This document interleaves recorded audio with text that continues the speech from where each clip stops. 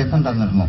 ഇവിടെ ജബൂറും തവറാത്തും ഇഞ്ചിയിലും കുറിക്കാനൊക്കെ ഞങ്ങൾക്ക് ചെയ്യും, അവിടെ നിങ്ങളിവിടെ പ്രവർത്തിക്കേണ്ട, വേഗം സ്ഥലം വിട്ടോളുക എന്ന് പറഞ്ഞ് ഒരു നിർദ്ദേശം തന്നായിരുന്നു.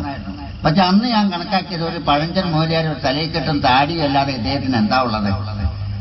കാരണം നമുക്കറിയുന്നത് ഇവർക്കറിയില്ല എന്നൊരു അഹങ്കാരം എനിക്കുണ്ടായിരുന്നു. കാരണം എനിക്ക് ശരിയാണ്, ഇഞ്ചിയിലുള്ള ഗ്രന്ഥത്തിന്റെ സുറിയാനി പാസിലുള്ള പഴയ സുറിയാനി ഗ്രന്ഥവും അതേമാതിരി സുറിയാനി അടിസ്ഥാനത്തിലുള്ള എല്ലാ കോഴ്സുകളും ഞാൻ നേടിയിട്ടുള്ളവനാണ്. പോളണ്ടിലും ഫ്രാൻസിലും മോസ്കോയിലും ഫിലിപ്പീൻസിലും സിറിയയിലൊക്കെ പോയിട്ട് പല കോഴ്സുകൾ നേടി ഞാൻ പ്രൈസ് വാങ്ങിച്ചിട്ടുണ്ട്. ആ ഒരു അഹങ്കാരത്തോടു കൂടിയാണ് അന്ന് ഞാൻ അതിന് പ്രവർത്തിച്ചത്. അങ്ങനെ അദ്ദേഹം ഞങ്ങൾക്ക് വാർണിംഗ് തന്നു കഴിഞ്ഞ ശേഷം ആ 78 മുതൽ 80 വരയ്ക്കും നിലമ്പൂര്, എടക്കര, വഴിക്കടവ്, ചുങ്കത്തറ, ആ മലപ്പുറം ജില്ലയിലെ ഏതാനും പ്രദേശങ്ങളുള്ള അന്നത്തെ കാലത്ത് 68 മുസ്ലിം കുടുംബത്തിനെ ഞാൻ മതം മാറ്റിയെടുത്തു. 68 മുസ്ലിം കുടുംബം മനസ്സിലാക്കണം നിങ്ങൾ. അതിലൊരു അലവിയുണ്ട്, ഫാദർ അലവി. ഈ ഫാദർ അലവി എന്ന് പറയുന്നവൻ ഒരു അലവിയാണ്. പട്ടിക്കാട് ജാമ്യയിൽ ഓതിയിട്ടിരിക്കുമ്പോൾ മഹാനായ ശൈഖുനാ സംസലമ കോളേജിൽ നിന്ന് പുറത്താക്കിയതാക്കിയതാണ്. അവൻ പുറത്താക്കി ആ അറബി ഇങ്ങനെ അലിഞ്ഞു നടക്കുന്ന സമയത്താണ് എന്റെ കയ്യിൽ കിട്ടുന്നത്.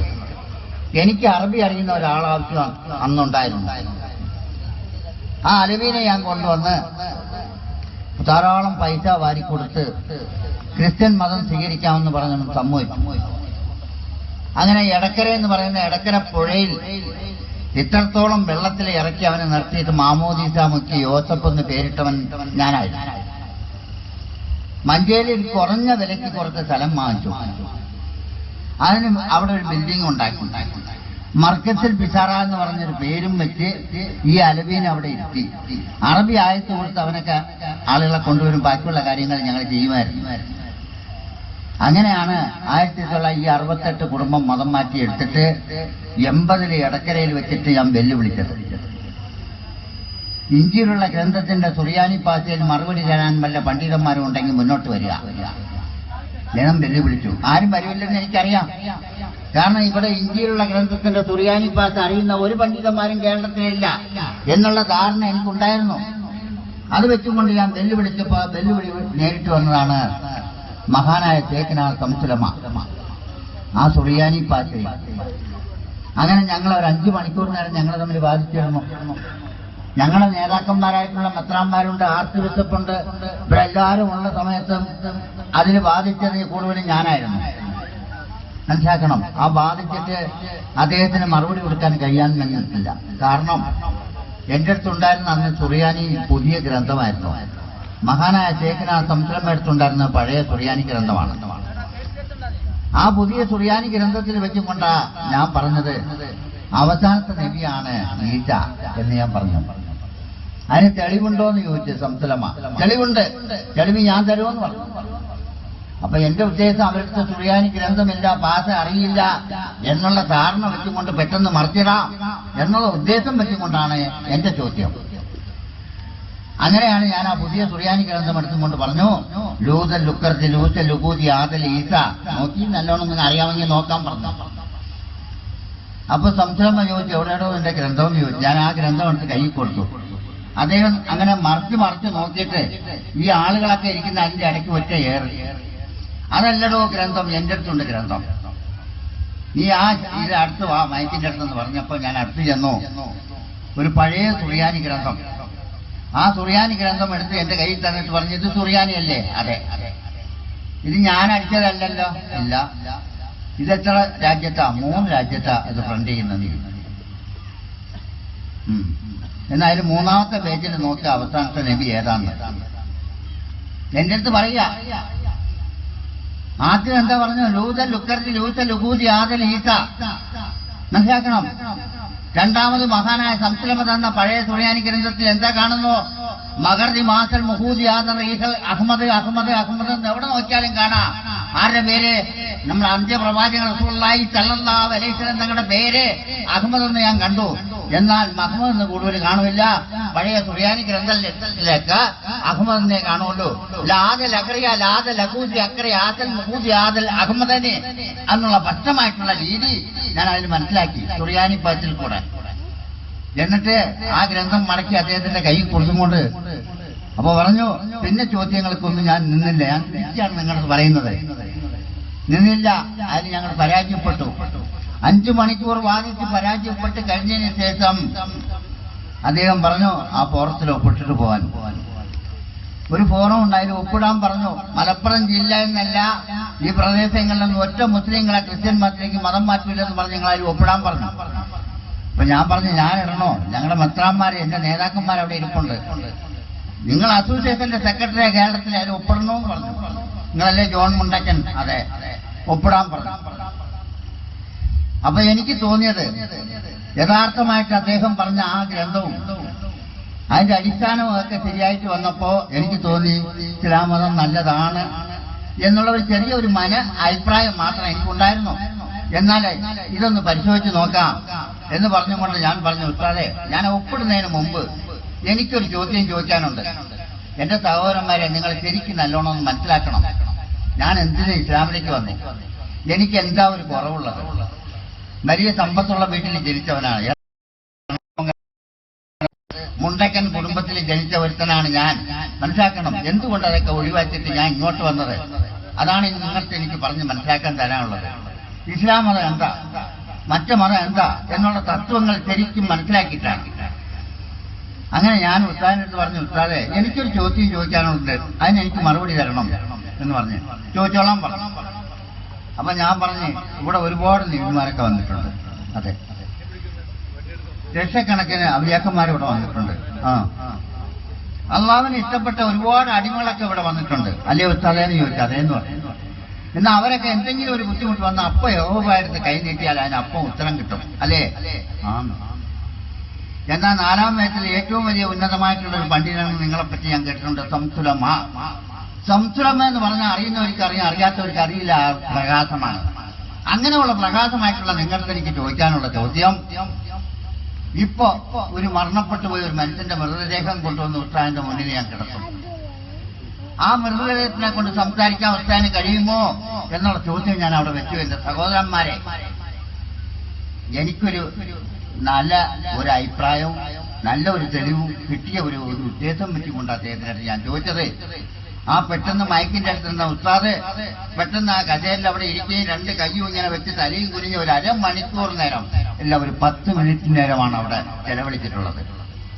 ആ 10 മിനിറ്റ് നേരം ആ ഇരുന്നും കൊണ്ട് എണീറ്റും കൊണ്ട് എന്റെ അടുത്ത് പറഞ്ഞു, എവിടെയിടോ നിന്റെ ഗ്രന്ഥം, എവിടെയിടോ നിന്റെ മരിച്ചുപോയ ആളുടെ മൃതദേഹം, അത് കൊണ്ടുവന്ന് എന്റെ മുന്നിൽ കിടത്തതിനെ കൊണ്ട് സംസാരിക്കാൻ കഴിയുമോ ഇല്ലെന്ന് കാണിച്ചു തരാമെന്ന് പറഞ്ഞപ്പോ ഞാൻ ആകപ്പാടെ വെപ്രാളപ്പെട്ടു.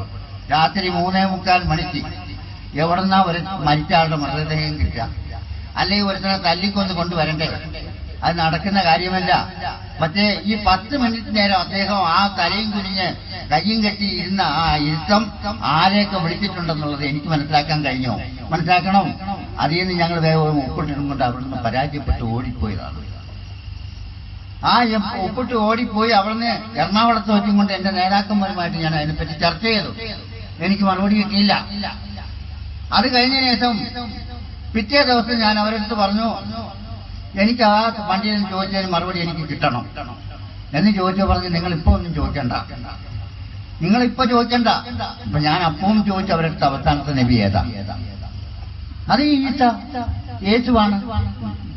കുരിശിൽ തറച്ചതോ? അത് യേശു. മനസ്സിലാക്കണം. ഈ ചോദ്യമാണ് എനിക്ക് തരുന്നതല്ലാതെ വേറെ അവർ തുറന്ന് പറയുന്നില്ല. പക്ഷേ ഞാൻ പറഞ്ഞു, അത് ശരിയാവില്ല, എനിക്കതിന് മറുപടി കിട്ടണമെന്ന് പറഞ്ഞു. 83-ൽ നിങ്ങൾ വത്തിക്കാനിലേക്ക് പോയി മാർപ്പാപ്പാനെ കണ്ടു വന്നു കഴിഞ്ഞാൽ മറുപടി തരാമെന്ന് പറഞ്ഞ് എന്നെ അവിടെ അമർത്തി വെച്ചു. ആ 83 വരയ്ക്കും ഞാൻ വെറുതെ ഇരുന്നില്ല. എന്റെ സഹോദരൻ വരെ ഞാൻ പറഞ്ഞു, പള്ളികളിൽ ഇനി കയറിയിട്ട് ഞാൻ കുർബാന ഞായറാഴ്ച ചെല്ലൂല്ല, പ്രാർത്ഥനയ്ക്ക് പങ്കെടുക്കില്ല, ഞാൻ വീട്ടിലിരിക്കുള്ളൂ എന്ന് പറഞ്ഞുകൊണ്ട് ഞാൻ പോയി. അവിടെ ചെന്നിട്ട് വീട്ടിൽ എന്റെ അടുത്തുണ്ടൊരു പഴയ സുറിയാനി ഗ്രന്ഥം. നമ്മുടെ അമ്മാവൻ ഒരാളുണ്ടായിരുന്നു, ഫാദറായിട്ട് 22 കൊല്ലം റോമിലായിരുന്നു. അദ്ദേഹം എന്റെ അടുത്ത് ഞാൻ പട്ടം കിട്ടി അച്ഛനായിട്ട് വന്ന സമയത്ത് ആ ഗ്രന്ഥമെടുത്ത് എന്റെ കയ്യിൽ തന്നിട്ട് പറഞ്ഞു, ഇത് നോക്കിയിട്ട് ആ വഴി കൂടെ നടന്നു എന്ന് പറഞ്ഞ് എനിക്കൊരു നിർദ്ദേശം തന്നിട്ടുണ്ട്. അതന്ന് ഞാൻ ചെറുപ്പമായോണ്ട് അത് നോക്കാനുള്ള സമയമില്ല, അലിമാരിൽ വെച്ച് കൂട്ടിയിരുന്നു. ഇത് കഴിഞ്ഞതിന് ശേഷം ആ ഗ്രന്ഥമെടുത്ത് ഞാൻ നോക്കി, ആ പുതിയതും പഴയതും വെച്ച് നോക്കിയപ്പോ അതൊക്കെ ശരിയായിട്ട് വന്നു. അത് മനസ്സിലാക്കിയിട്ട് ഏതായിരുന്നാലും റൂമിൽ പോയിട്ട് ബാക്കിയുള്ള കാര്യം നോക്കാമെന്ന് പറഞ്ഞ് ഞങ്ങൾ 8 ഫാദർമാര് 83 ഞങ്ങൾ റോമിൽ പോയി. അന്ന് ഞങ്ങൾക്കുണ്ടായിരുന്ന ജോൺ പോൾ രണ്ടാമൻ മാർപ്പാപ്പ. ഞാൻ 4 പ്രാവശ്യം പോയതാണ്. പക്ഷെ അന്ന് പോയിട്ട് അദ്ദേഹത്തിന്റെ മോതിരം മുത്താനൊന്നും ഞാൻ നിന്നില്ല. എനിക്ക് ഇസ്ലാമിനെ പറ്റി കുറച്ച് പഠിക്കണം. എന്റെ മനസ്സിൽ തോന്നിയത് ഇസ്ലാമിനെ പറ്റി കുറച്ച് പഠിക്കണം. പക്ഷേ അതാണ് എന്റെ മുഖ്യമായിട്ടുള്ള ഒരാവശ്യം. അതിനെന്താ ചെയ്യാന്ന് പറഞ്ഞുകൊണ്ട് ഞാൻ മനസ്സിലാക്കിയിട്ട് അവിടെ നിന്ന് ഞാൻ അവിടെ ആ സെക്രട്ടറി കർണാൾ റോച്ചിയിലെടുത്ത് ഞാൻ പറഞ്ഞു, മാർപ്പാപ്പയുടെ സെക്രട്ടറി അടുത്ത് പറഞ്ഞു, എനിക്ക് അമേരിക്കയിലേക്കും ഇസ്രായേലിലേക്കും പോകാനുള്ള പെർമിറ്റ് വേണമെന്ന് ചോദിച്ചു. പെർമിറ്റ് തന്ന് എന്നെ പ്ലെയിൻ കയറ്റി വിട്ടു. ഞങ്ങൾ 8 ഫാദർമാരും ചെന്ന് അമേരിക്കയിൽ ഇറങ്ങിയിട്ട് അവിടെ ഒരാൾ ഇസ്ലാമിന് വന്ന ഒരു സുഹൃത്തുണ്ട്, അയാളെ കാണാൻ ഞങ്ങൾ പോയിരുന്നു. മനസ്സിലാക്കണം, അതാണ് മുഹമ്മദ് അലി അക്കളെ, കറുത്ത മനുഷ്യൻ, നീക്രോ. ആ കറുത്ത മനുഷ്യന്റെ അടുത്താണ് ഞങ്ങൾ പോയത്. അയാൾ ഇസ്ലാമിൽ വന്നതാണ്, ക്രിസ്ത്യൻ മാത്തിയെന്ന്. ബാറ്റിങ്ങിന്റെ ലോക ചാമ്പ്യനാണ്. അവിടെ ഞങ്ങൾ ചെന്നു. അദ്ദേഹവുമായിട്ട് ഞങ്ങൾ കണ്ടപ്പോൾ അദ്ദേഹം ചോദിച്ചു, ഞങ്ങളെയൊക്കെ പിടിച്ചിരുത്തിയിട്ട് പറഞ്ഞു, നിങ്ങൾ എന്തുകൊണ്ട് എന്നെ കാണാൻ വന്നു? ഞാൻ ചോദിച്ചു, നിങ്ങൾ എന്തുകൊണ്ട് ഇസ്ലാം മതം സ്വീകരിച്ചു? ക്രിസ്ത്യൻ മതത്തിൽ എന്താ തെറ്റുകണ്ട് എന്ന് ചോദിച്ചപ്പോ ആ സുഹൃത്ത് എന്റെ അടുത്ത് പറഞ്ഞു, ഞാൻ ഇസ്ലാമിലേക്ക് വരാനുള്ള കാരണം ലോക ചാമ്പ്യൻ എന്നുള്ള കിരീടവും മാറ്റിക്കൊണ്ട് അമേരിക്കയുടെ തലസ്ഥാനമായിട്ടുള്ള ന്യൂയോർക്കിൽ ചെന്ന് ഹോട്ടൽ റിക്കലിൽ കയറി പേരൻ എന്ന് സപ്ലൈറെ വിളിച്ചപ്പോ സപ്ലൈർ വന്നു. അവൻ വെള്ളക്കാരൻ, അവനും അമേരിക്കൻ പൗരനാണ്. അവന്റെ അടുത്ത് ഞാൻ ചായ ചോദിച്ചു. ഞാൻ കറുത്തവനാണല്ലോ, എന്റെ മുഖത്ത് അവൻ നല്ലോണം നോക്കിയിട്ട് പറഞ്ഞ് ഗെറ്റാവട്ടെന്ന് പറഞ്ഞു. എന്നെ പുറത്തു പോകാൻ പറഞ്ഞു. അവനക്ക് വളരെ സ്നേഹത്തോട് കൂടി തിരിച്ചും കൊണ്ട് ഞാൻ ചോദിച്ചു, വൈ ഞാൻ എന്തിനാ പുറത്തു പോവാ എന്ന് ചോദിച്ചപ്പോ പിന്നെയും അവൻ കാല് മുതൽ തല വരെ നോക്കിയിട്ട് പറഞ്ഞ് I say you get out എന്ന് പറഞ്ഞു. ഞാൻ അവൻ്റെ അടുത്ത് വളരെ ഗൗരവത്തോടു കൂടി ചോദിച്ചു, വൈ നാട്ട് വൈ എന്തിനാ ഞാൻ പുറത്തു പോവാ, കാര്യം പറ എന്ന് ചോദിച്ചപ്പോഴാണ് അവൻ പറഞ്ഞത്, ഇവിടെ കറുത്ത മനുഷ്യനെയും നായനെയും ഞങ്ങൾ ഒരേ മാതിരിയാ കണക്കാക്കല്, I say you get out get out എന്നും പറഞ്ഞ് എന്നെ പിടിച്ച് പുറത്താക്കി. അതൊക്കെ വലിച്ചു ദൂരെ അറിഞ്ഞുകൊണ്ട് ഓരോ രാജ്യത്തും പോയി ഓരോ മാസത്തിലുള്ള പണ്ഡിതന്മാരെയും കണ്ട് അവരെയൊക്കെ കണ്ട് അവരുടെ ഗ്രന്ഥങ്ങളൊക്കെ പഠിച്ച് മനസ്സിലാക്കിയപ്പോഴാണ് മനസ്സിലായത്, ലോകത്ത് വെച്ച് കറുപ്പും വെളുപ്പും തരംതിരിക്കാത്ത ഒരു മതം ഉണ്ടെങ്കിൽ അത് അന്ത്യപ്രവാചകൻ റസൂലുള്ളാഹി സ്വല്ലല്ലാഹു അലൈഹി വസല്ലം തങ്ങളുടെ പരിശുദ്ധ ഇസ്ലാം മതമാണെന്നുള്ള മനസ്സിലാക്കിയിട്ടാണ് ഞാൻ ഇസ്ലാമിൽ വന്നതും എന്റെ സമ്പത്ത് മുഴുവതും ഇസ്ലാമിന് വേണ്ടി ഞാൻ വലിച്ചെറിഞ്ഞ് പ്രവർത്തിക്കുന്നതും. ഞാനും എന്റെ മകൾ ലൈല എന്ന് പറഞ്ഞപ്പോ എനിക്ക് സമാധാനമായി. അവിടെ നിന്ന് ഞങ്ങൾ ഇസ്രായേലിൽ ചെന്നു. ബൈത്തുൽ മുഖദ്ദസ് പള്ളി കണ്ടു. എന്റെ സഹോദരന്മാരെ, എനിക്കുള്ള ഒരാഗ്രഹം, സുലൈമാൻ നബി അലൈഹി ഇസ്ലാമിന്റെ കാലത്ത് ജിന്നുകളെല്ലാം കൂടി ചേർന്ന് 1 കൊല്ലം കൊണ്ട് പണി പൂർത്തിയാക്കിയ ഒരു പള്ളി, ബൈത്തുൽ മുഖദ്ദസ് പള്ളി. സക്കറിയ നബി അലൈഹി ഇസ്ലാമും മറിയം ബീവി കുട്ടിയായിരിക്കുന്ന കാലത്ത് കുടിയിരുന്ന ഒരു പള്ളി. ആ പള്ളി ഞങ്ങൾ കണ്ടു. മനസ്സിലാക്കണം, മുസ്ലിം സമുദായത്തിന്റെ ആദ്യത്തെ കിബില മനസ്സിലാക്കുക, അതിനുശേഷമാണ് മക്കമായത്. ആ സ്ഥലം ഞങ്ങൾ കണ്ടു. ഇവിടെ വന്ന 1,24,000 കിലോന് അമ്പ്യാക്കന്മാരിൽ ഒരുപാട് നബിമാരുടെ കബർസ്ഥാനം അവിടെ ഉണ്ട്. സുലൈമാൻ നബി അലൈഹി ഇസ്ലാമിന്റെ കബർസ്ഥാനം അവിടെ ഉണ്ട്. അവിടെ നിന്നൊക്കെ ഞങ്ങൾ പ്രാർത്ഥിച്ചു. 84 ലാസ്റ്റില് എറണാകുളത്ത് വെച്ചിട്ട് ഞാൻ 2 തീരുമാനമെടുത്തു. എന്റെ മനസ്സുകൊണ്ട് ഞാൻ തീർച്ചപ്പെടുത്തി. അവിടെ നിന്ന് എന്റെ നേതാക്കന്മാരുമായിട്ട് ഞാൻ ഇവിടെ ഈസേനെ കുരിശിൽ തറച്ച ഉയർത്തപ്പെട്ടോ, കുരിശിൽ തറച്ചതായിട്ട് പറഞ്ഞു. ഇവിടെ വന്നിട്ടുള്ള ഒറ്റ ഒരു നബിമാരെയും അള്ളാഹുവിന്റെ പ്രവാചകന്മാരെ ആണിയടിക്കാൻ കിട്ടിയിട്ടില്ല, ഇനി കിട്ടൂല, കിട്ടാൻ പോകുന്നില്ലെന്നും പറഞ്ഞ് പച്ചയ്ക്ക് ഞാൻ ബാധിച്ചപ്പോ മുണ്ടക്കിന് ഭ്രാന്താന്ന് പറഞ്ഞു. എനിക്ക് ഭ്രാന്താണെന്ന് പറഞ്ഞു. അവർ ഭ്രാന്ത് ഉത്തരവുത്തി.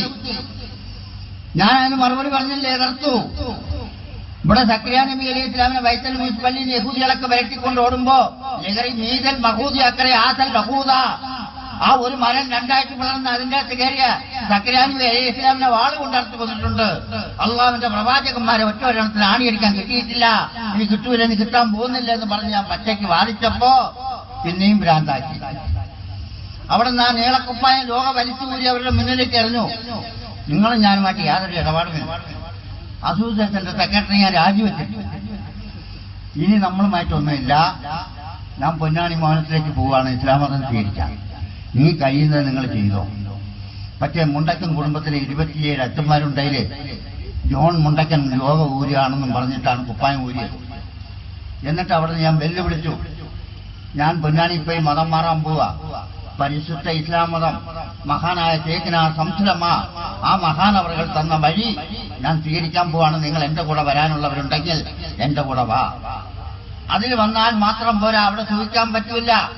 കുന്നും മലയും മേടും എല്ലാം കയറി ഇറങ്ങി അതിനുവേണ്ടി പ്രവർത്തിക്കണം. പട്ടിണി കിടക്കേണ്ടി വരും. ഇതൊക്കെ തയ്യാറുള്ളവൻ എന്റെ കൂടെ വാ. അങ്ങനെ വന്നാൽ അവസാനം നമുക്ക് യഹോവ അടുത്ത് എന്തെങ്കിലും കിട്ടും, അള്ളാഹുവിന്റെ അടുത്ത്. അല്ല, ഇതിൽ തന്നെ സൂക്ഷിക്കണമെന്ന് പറഞ്ഞാൽ ഇവിടെ കിടന്നോ, അവസാനം നിനക്ക് കിട്ടുന്ന ഇടത്തോട്ടുള്ള വഴിയാ, നീ ഏതാൻ തീരുമാനിച്ച് എന്ന് പറഞ്ഞപ്പോഴാണ് 39 അച്ഛന്മാര് അപ്പൊ തന്നെ കുപ്പായം ഊരി, എന്റെ സുഹൃത്തുക്കൾ. അങ്ങനെ ഞങ്ങൾ 40 അച്ഛന്മാരും 85 ഏപ്രിൽ 24-ാം തീയതി പൊന്നാനി മോഹനത്തിൽ ചെന്നിട്ട് ഞങ്ങൾ അഭയം പ്രവാഹി അവിടുന്ന് സകാത്ത് കഹിമ ചൊല്ലി ഞങ്ങൾ ഇസ്ലാം മതം സ്വീകരിച്ചു. മനസ്സിലാക്കണം. അവിടുന്ന് അത് കഴിഞ്ഞതിന് ശേഷം ഞങ്ങൾ നേരിട്ട് വന്നതവിടെ നന്ദി ദാർസലാം കോളേജില് മഹാനായ ശേഖന സംസാരമായിട്ടാണ് ഞങ്ങൾ എത്തിയത്. അദ്ദേഹവുമായിട്ട് ഞങ്ങൾ കണ്ടു, സംസാരിച്ച് കഴിഞ്ഞപ്പോൾ അദ്ദേഹം പറഞ്ഞ് നിങ്ങൾ വന്നാ പോരാ, എനിക്ക് തന്ന നിർദ്ദേശം നോക്കണം. നിങ്ങൾ എന്റെ കൂടെ വന്നവരൊക്കെ 2 ദിവസം നന്ദിയിലുണ്ടായിരുന്നു. അത് കഴിഞ്ഞ് അവരൊക്കെ ഓരോ സ്ഥലത്തും പോയി. പിന്നെ ഉള്ള ജയക്കനാന്റെ അടുത്ത് ഞാനാ. മറ്റുള്ളവരെ പോലെ അല്ല മഹാനവർകൾ. എല്ലാ ഉത്സാഹന്മാർക്കും അവിടെ വലിയ വലിയ റൂമുകളാണ്, നല്ല റൂമുകളാണ്.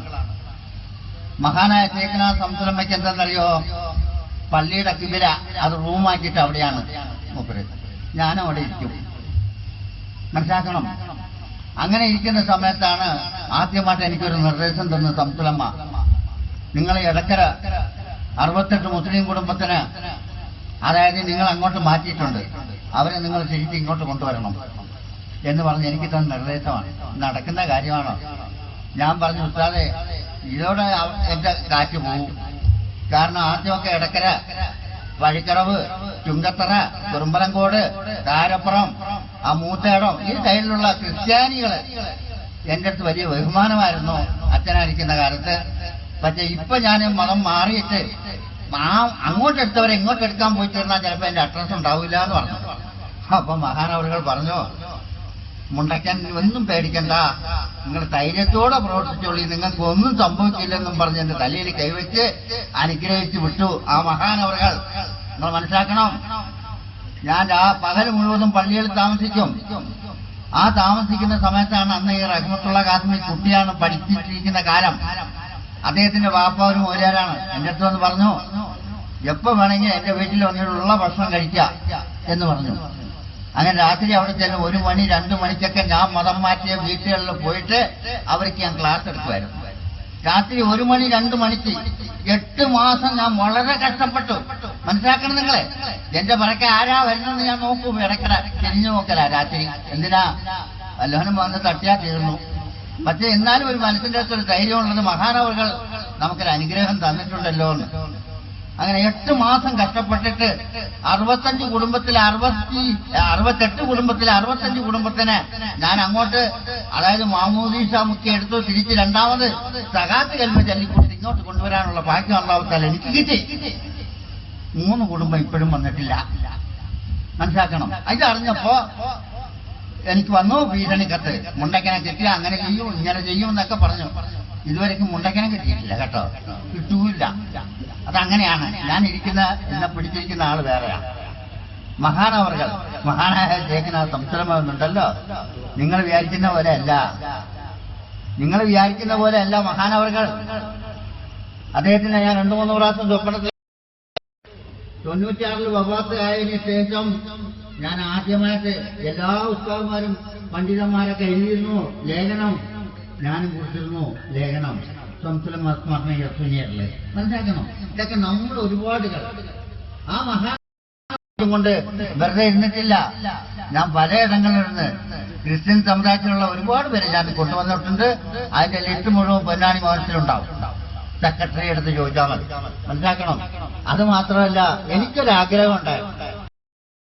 യഹൂദി 71, നസ്രാക്കൾ 72, നമ്മൾ 73 സമുദായമാണ്. അപ്പൊ 72 എന്ന് പറയുന്ന നസ്രാക്കൾ യഥാർത്ഥ സുന്നി എന്ന് അവകാശപ്പെടുത്താണ് ആർസി എന്ന് പറഞ്ഞ റോമൻ കത്തോലിക്ക. നമുക്ക് സുന്നി എടുക്കുന്ന 4 മദ്ഹബാണ്: ഷാഫി, ഹനഫി, മാലിക്, ഹംബലി. ആ സുന്നികൾക്ക് എത്രയെന്നറിയോ? ക്രിസ്ത്യൻസിന് അവർക്ക് 3 മദ്ഹബാണ്: ലാറ്റിൻ കത്തോലിക്ക, സുറിയൻ കത്തോലിക്ക, മലങ്കറുടെ. അങ്ങനെ 3 കത്തോലിക്കയിൽ 7 പിൻപറ്റിയാലും ശരി ആ വത്തിക്കാനിരിക്കുന്ന ചെറിയ അള്ളാവിനെ പിൻപറ്റുന്ന മാതിരിയാണ്. മനസ്സിലാക്കണം മാർപ്പാപ്പ. അപ്പോ ആ ഐക്യത്തിലാണ്. അപ്പൊ ആ രീതി വെച്ചുകൊണ്ടാണ് ഞാൻ അതിന് പ്രവർത്തിച്ചത്. അങ്ങനെ എന്റെ ആ സ്നേഹിതന്മാരെയൊക്കെ ഞാൻ കൊണ്ടുവന്നിട്ട് അവിടുന്ന് കൊണ്ടുവന്നു. അവരൊക്കെ നല്ല രീതിയിൽ കൂടെ അവരവരുടെ വീട്ടുകളിൽ സുഖമായിട്ട് ജീവിക്കുന്നുണ്ട്. മനസ്സിലാക്കണം. ഞാൻ അവിടെയൊക്കെ ഇരുന്ന് പിന്നെ എനിക്ക് തോന്നിയത് ഇതുകൊണ്ടായിട്ടില്ല. കുറച്ചുപേര് നമ്മൾ ആണുങ്ങളെ കൊണ്ടുവന്നു, ഇനി കുറച്ച് പെണ്ണുങ്ങളെയും കൊണ്ടുവരാൻ നോക്കാമെന്ന് എനിക്കൊരു മനസ്സിൻ്റെ അകത്തൊരു ആഗ്രഹം. ഇതുകൊണ്ട് മരണപ്പെട്ടാലും പ്രശ്നമില്ല, എനിക്ക് ഞാൻ ചെയ്ത കാര്യങ്ങൾ ഞാൻ പൂർത്തിയാക്കി എന്ന് പറഞ്ഞുകൊണ്ട് വയനാട്ടിൽ എൻ്റെ ഒരു സുഹൃത്തൊരു ദാരിമ്യമുണ്ട്.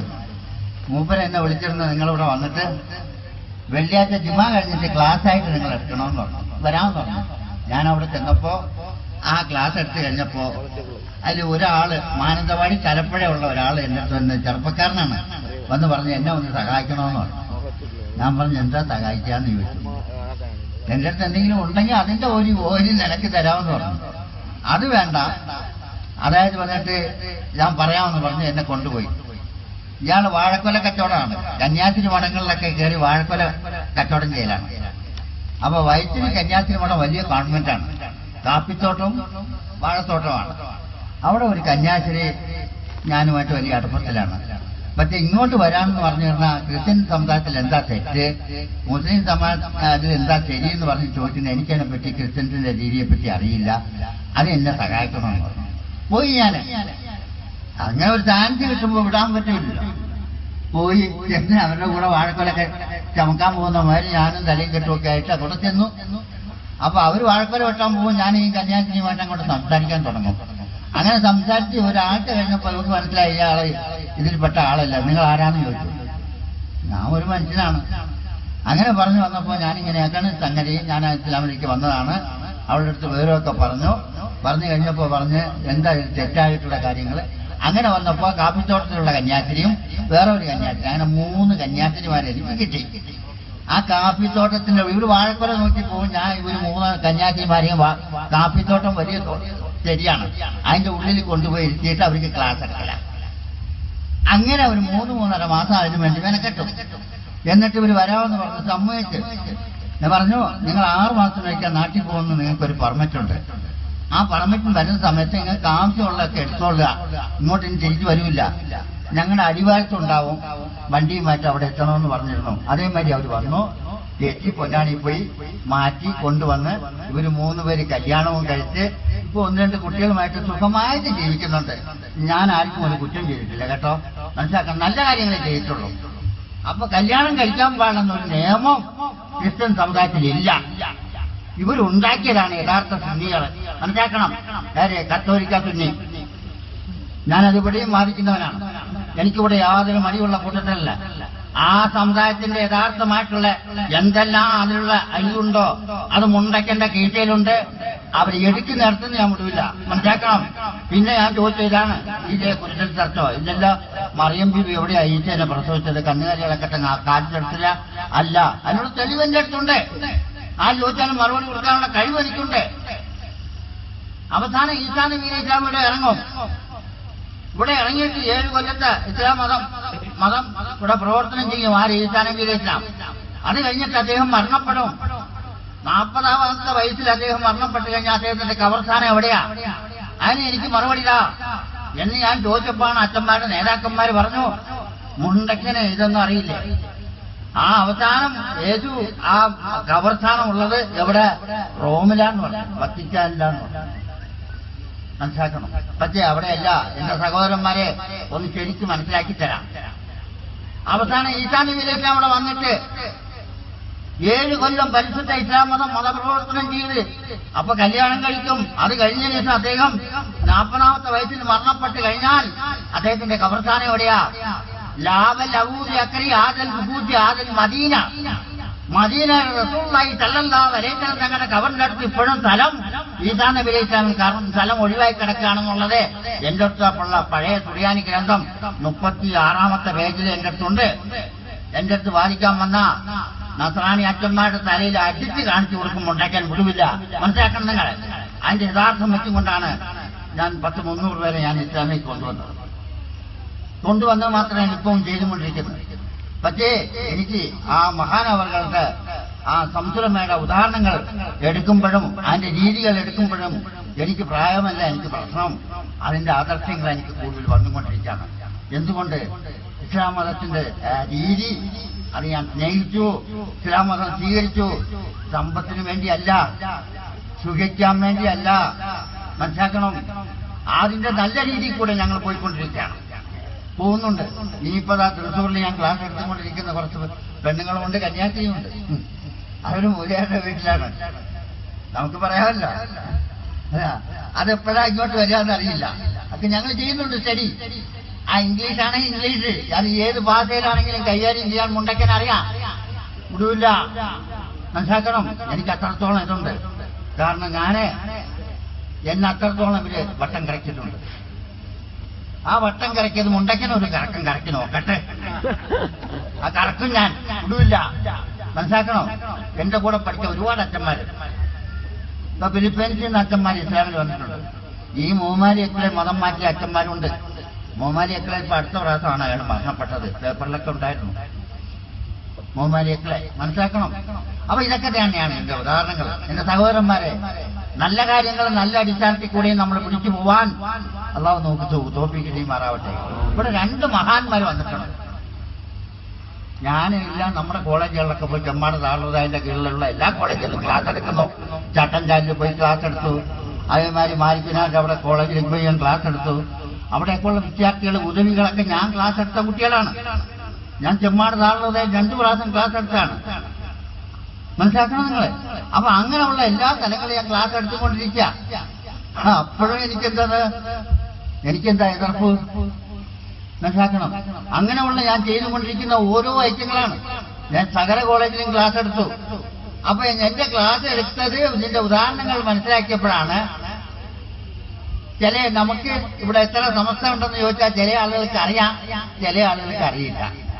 നമുക്കിവിടെ 4 സമസ്ത ഉണ്ട് സുന്നത്ത് ജമാഅത്തിനെ മുറുക്കി പിടിക്കുന്നവർക്ക്. 3 സമസ്ത പഴയതാണ്, ഒന്നിപ്പോ പുതിയതാണ്. ഈ 4 സമസ്ത എന്ന് പറയുന്നത് നമ്മുടെ സമസ്ത ഒന്ന്, രണ്ടാമത് വന്നിട്ട് ചൗക്കത്തുള്ള ഉസ്താദിന്റെ വണ്ടൂർ സംസ്ഥാന ഒന്ന്, രണ്ടായില്ലേ. പിന്നെ ദക്ഷിണ കേരള സമസ്ത, അവരുടെ കോളേജാണ് വർക്കലുള്ളത്, അവിടെ എന്നെ ക്ലാസ്സിന് വിളിച്ചിട്ടുണ്ട് മന്നാനി. അപ്പൊ ഇതൊക്കെ എന്ത് നമ്മൾ ചെയ്യണം, ചെയ്തുകൊണ്ടിരിക്കുകയാണ്. അപ്പൊ ഇവരുടെ ഓരോ കാര്യങ്ങളും കൊണ്ടുവരാൻ വേണ്ടി എന്റെ രീതിയിൽ എന്റെ അടുത്ത് ഇപ്പോഴും എന്റെ കൂടെ പരിശുദ്ധ ഇസ്ലാമിലേക്ക് വരാൻ ഒരുപാട് പേര് കാത്തിരിക്കുന്നു.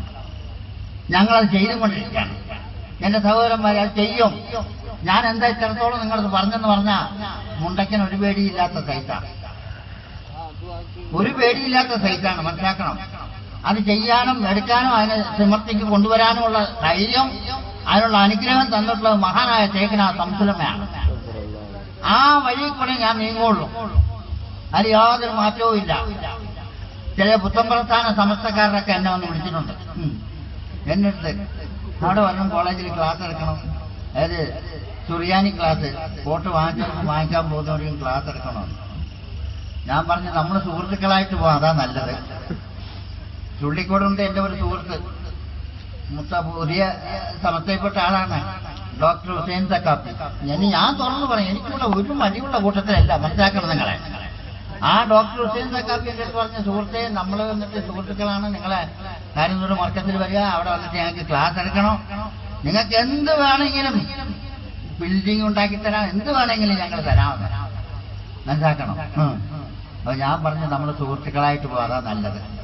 ഞാൻ ചെയ്യുന്നത് ശരിയാണോ ഇല്ലെന്നുള്ളത് നിങ്ങൾ തീരുമാനിക്കാം. ഞാൻ വരൂല്ല, നിങ്ങളുടെ പണം എനിക്ക് ആവശ്യമില്ല, നിങ്ങളുടെ ബിൽഡിംഗ് എനിക്ക് ആവശ്യമില്ല. പക്ഷെ എനിക്ക് ഇത് മഹാനായ സംസുലം എനിക്ക് തന്നിട്ടുണ്ട് നിർദ്ദേശം, ക്ലാസ് എടുക്കുക, പ്രസംഗിച്ചോളുക. ഞാനിത് വന്നാളെന്നെ സഹായിക്കുമെന്ന് പറയരുത്. യാചന നമുക്ക് പറഞ്ഞിട്ടില്ല, നിങ്ങൾക്ക് ഒന്നും കൊണ്ടുവന്നിട്ടില്ല, എനിക്കറിയാം. ഉത്സാഹന്മാർ വാങ്ങിച്ചതിനും വാങ്ങിച്ചോളി.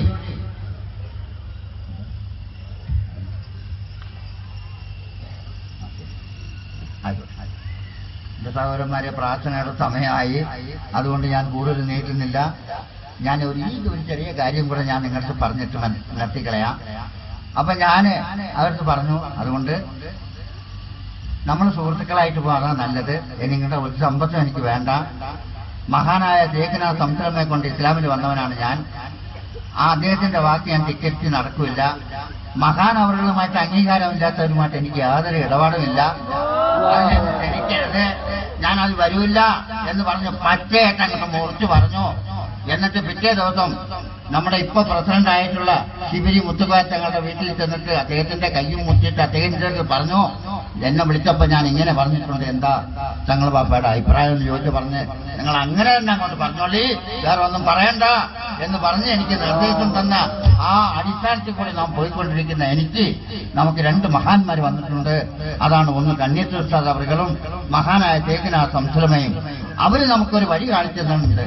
അതാണ് അയലി സുന്നത്ത് ജമാഅത്ത്. സുന്നിയായിട്ടും സുന്നത്ത് ജമാഅത്തിനെ മുറുക്കി പിടിച്ചു പോകാനോ അള്ളാഹു നമുക്ക് തോഫീക്ക് ചെയ്യുമാറാവട്ടെ. ആമേൻ പറഞ്ഞുകൊണ്ട് ഞാൻ നിർത്തുകയാണ്.